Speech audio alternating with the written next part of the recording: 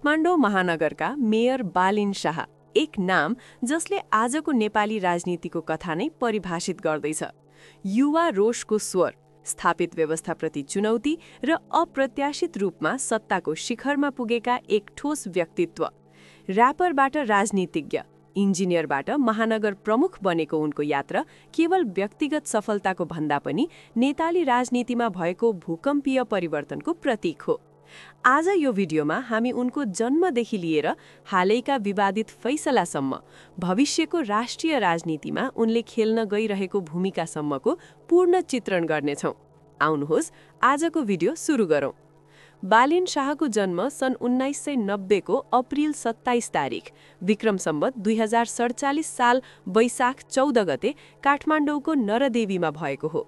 उनको जन्म एक मैथिल मधेसी परिवारमा भएको हो। उनका बुबा रामनारायण शाह आयुर्वेद चिकित्सक हुनुहुन्थ्यो भने आमा ध्रुवदेवी शाह गृहिणी हुनुहुन्थ्यो। उनको हुर्काई महोत्तरी जिल्लाको मधेसी भूभागमा भएको मूल भनिए पनि बुबाको नरदेवी आयुर्वेद अस्पतालमा नियुक्तिपछि परिवार काठमाडौँ सरेको थियो। बालेन आफूलाई काठमाडौँकै सन्तान मान्छन्। उनी आफ्ना दुई दाजुभाइमध्ये कान्छा हुन्। उनको शिक्षा यात्रा स्थानीय विद्यालयबाट सुरु भएर काठमाडौँको प्रतिष्ठित बीएस निकेतन हाई स्कुलमा 10+2 सकेपछि उनले सिभिल इन्जिनियरिङमा स्नातक बीई गरे। शिक्षाको भूख अझ बढी थियो, त्यसैले उनले भारतको कर्नाटक राज्यमा रहेको विश्वेश्वरैया टेक्नोलोजिकल युनिभर्सिटी VTUबाट संरचनात्मक इन्जिनियरिङमा स्नातकोत्तर एमटेक गरे। हाल उनी काठमाडौँ विश्वविद्यालयबाट सिभिल इन्जिनियरिङमा PhD गरिरहेका छन्, जसको शोधको विषय पर्यटन र अर्थतन्त्रलाई प्रवर्धन गर्न नेवार सम्पदाको संरक्षण हो। बाल्यकालदेखि नै सङ्गीत र कविताप्रति उनको गहिरो लगाव थियो। बालिन शाहलाई सार्वजनिक रूप शाहको जीवन र नेपालको राजनीतिक इतिहासमै एउटा ठूलो मोड ल्यायो। उनी स्वतन्त्र उम्मेद्वारको रूपमा काठमाडौँ महानगरपालिकाको मेयर पदको चुनाव लडे। नेपाली कङ्ग्रेसका शीर्ष उम्मेद्वार सृजना सिंह र एमालेका दिग्गज केशव स्थापित जस्ता शक्तिशाली प्रतिद्वन्द्वीलाई पराजित गर्दै उनी काठमाडौँका 15औं मेयर निर्वाचित भए। यो विजय ऐतिहासिक थियो, किनभने उनी काठमाडौँको मेयर पदमा निर्वाचित हुने पहिलो स्वतन्त्र उम्मेद्वार बने। मेयर बनेपछि उनले केही ठोस र विवादास्पद कदम चाले। उनले नगर परिषदको बैठक लाइभ प्रसारण गरेर पारदर्शिता ल्याउने पहल गरे। उनको प्रमुख अभियानहरूमा कुरा व्यवस्थापन र सडक यातायात नियन्त्रण रहे। उनले टुकुचा नदी उद्धार गर्न अवैध भवनहरू ढाल्ने, फुटपाथ खाली गराउने र सिंहद्वारमा कुरा उठाउने काम बन्द गरेर केन्द्र सरकारलाई चुनौती दिए। शिक्षामा उनले सामुदायिक विद्यालयहरूमा पुस्तक मुक्त शुक्रबार कार्यक्रम सुरु गरे। तर उनको कार्यशैलीमा बल प्रयोग र स्वेच्छाचारिताको आरोप लाग्यो। सडक विक्रेताहरूप्रति नगर प्रहरीको कठोर कारवाही, अवैध बस्ती विध्वंस बेला हिंसा र विवादित बयानबाजीले उनलाई मानव अधिकार संस्थाहरूको आलोचनाको केन्द्रमा पुर्यायो।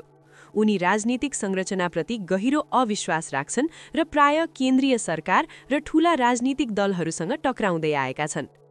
बालिन शाहको नाम विवादसँग छुटिएको छ। उनले आफ्नो कार्यालयमा ग्रेटर नेपालको नक्सा राखेर भारतमा रोषको लहर सृजना गरे। उनले भारतीय चलचित्र आदि पुरुषमा सीता भारतकी छोरी हुन् भन्ने संवाद हटाउन नसकेमा काठमाडौँभर भारतीय चलचित्र प्रतिबन्ध लगाए, जुन अदालतको अन्तरिम आदेशको पनि उल्लङ्घन थियो।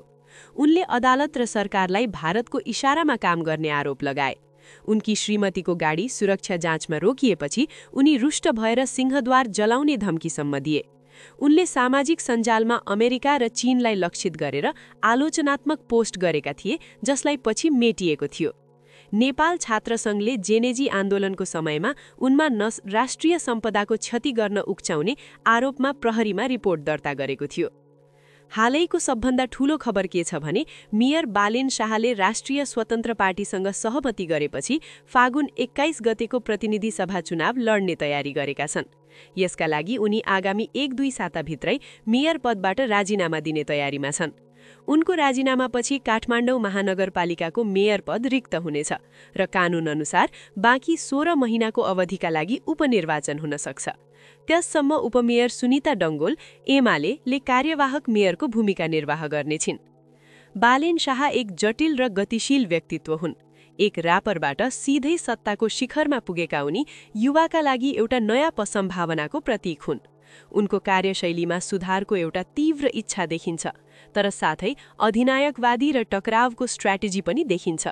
उनले परम्परागत राजनीतिलाई चुनौती दिए, तर आफै विवादको आँधीमा परे। अब उनको यात्रा स्थानीय सरकारबाट राष्ट्रिय राजनीतिमा हुनेछ। के उनी केन्द्रीय सत्ताको एउटा नयाँ शक्ति बन्न सक्छन्, वा उनको टकरावपूर्ण शैलीले राष्ट्रिय मञ्चमा पनि उस्तै विवाद सृजना गर्छ? यो नेपाली राजनीतिको अर्को रोचक अध्याय हुनेछ। उनको यात्रा सामान्य नपथ लागेको नगरेको छ र हामी सबै उनको अर्को पाटोको प्रतीक्षामा छौं।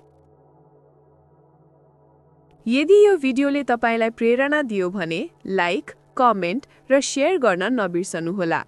च्यानल सब्स्क्राइब गर्नुभएको छैन भने कृपया गर्नुहोस् र घण्टी आइकन थिच्नुहोस्। धन्यवाद र नमस्कार।